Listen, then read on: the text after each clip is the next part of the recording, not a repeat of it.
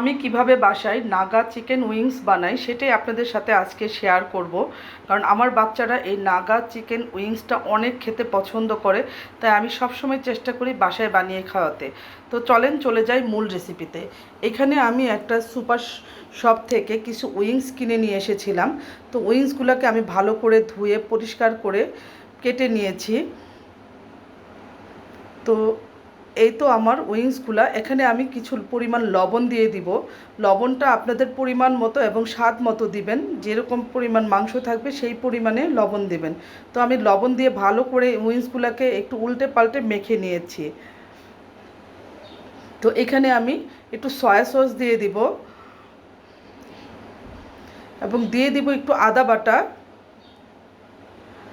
একটু রসুন বাটা আর লাল গোলমরিচের গুঁড়া। এখানে আমি খুবই সামান্য পরিমাণ মশলা ইউজ করব, এখানে বেশি মশলা দেওয়া যাবে না। আর দিয়ে দিব 2 টুকরা লেবুর রস চিপে দিয়ে দিব। দিয়ে এটাকে আমি ভালো করে মশলার সাথে মাংসগুলোকে মেখে নিব। প্রত্যেকটা মাংসে যেন মশলা লেগে যায়, এমনভাবে ম্যারিনেট করতে হবে যেন মশলাগুলো মাংসের সাথে সুন্দরভাবে মিশে যায়। এই তো আমার মাখানো হয়ে গেছে। এটাকে আমি 15 মিনিটের জন্য রেস্টে রেখে দিব। তো এই দিকে আমি একটা চুলায় প্যান বসিয়ে তেল দিয়ে দিয়েছি। আর এখানে আমি ময়দা আগে থেকেই রেডি করে রেখেছিলাম। ময়দাতে আমি কর্নফ্লাওয়ার এবং মরিচের গুঁড়া দিয়েছিলাম আর একটু সামান্য লবণ দিয়েছিলাম।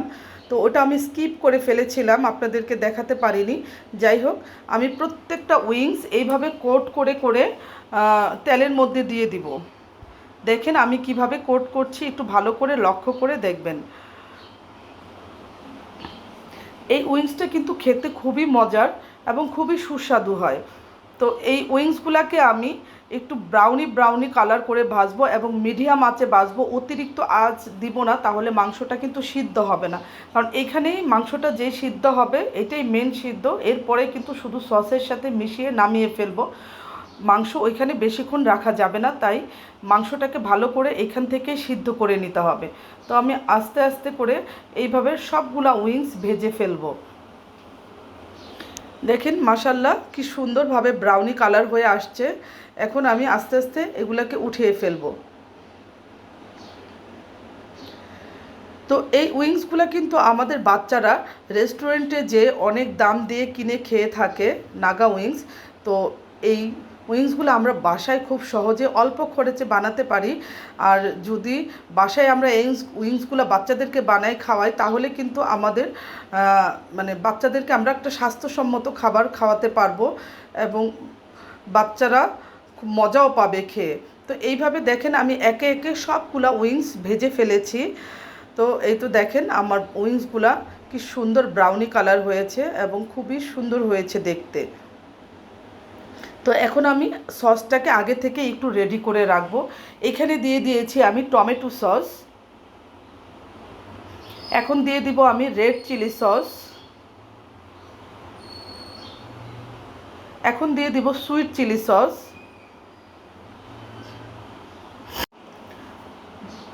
এখন দিয়ে দিব আমি একটু ডার্ক সয়া সস।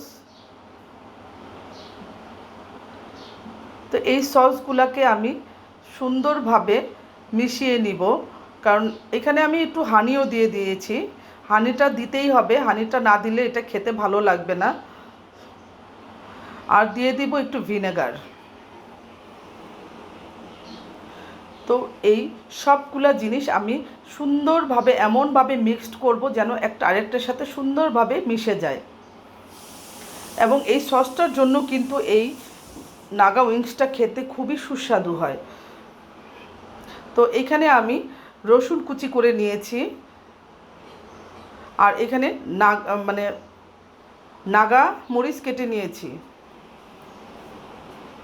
তো এখানে আমি প্যানে সামান্য পরিমাণ বাটার দিয়ে দিয়েছি। বাটার দিয়ে বাটারটাকে আমি ভালো করে আগে থেকে গলিয়ে নিব। আর দিয়ে দিয়েছি রসুন কুচি। রসুন কুচির সাথে বাটারটাকে ভালো করে একটু ভেজে নিব। বাটারটা রসুন কুচিটা যখন ব্রাউনি কালার হবে আর সামান্য একটু তেল দিয়েছি, আমার কাছে মনে হচ্ছিল যে বাটারটা একটু কম পড়ে যাবে, আমার ঘরে বাটারটা একটু কম ছিল, তাই আমি একটু সামান্য পরিমাণ তেলও দিয়ে দিয়েছি, খাবারের তেল দিয়ে দিয়েছি। তো এটাকে আমি এই যে সুন্দরভাবে ব্রাউনি কালার হয়ে গেছে, এখন আমি উইংসগুলোকে এটার মধ্যে ঢেলে দিব। উইংসগুলোকে ঢেলে ভালো করে একটু নেড়ে চেড়ে দিব, যাতে তেলের সাথে বাটারের সাথে এটা মিক্সড হয়ে যায় এবং ভাজা রসুনের সাথে। এখন আমি সসগুলোকে ঢেলে দিব। তো দেখেন মাশাআল্লাহ কি সুন্দর লাগছে কালারটা, এবং খেতেও কিন্তু সেই স্বাদ হয়েছিল। তো যখন আমি এই ভিডিওটা ভয়েস দিচ্ছি বা এডিট করছি, তখন অলরেডি এটা খাওয়া হয়ে গেছে আমাদের। তো এত মজার হয়েছিল এই উইংসটা, আমি মানে, আর এখানে আমি নাগা যেটুকু কেটেছিলাম সেই নাগা মরিচটাকে আমি এখানে দিয়ে দিচ্ছি, দিয়ে এটাকে একটু ভালো করে নেড়ে চেড়ে, বেশিক্ষণ চুলায় রাখা যাবে না, খুব অল্প সময়ের মধ্যে এটাকে নামিয়ে ফেলতে হবে।